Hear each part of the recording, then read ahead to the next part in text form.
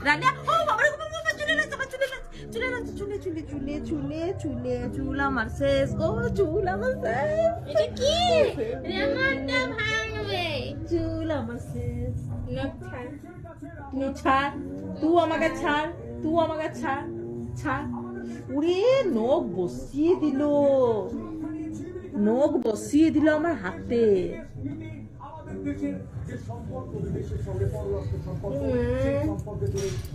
বিষ হয়ে গেল বেশি কেটেছে নাকি হ্যাঁ মানে বিষ মানুষের নাকি বিষ থাকে হাঙ্গার চামকে বিড়াল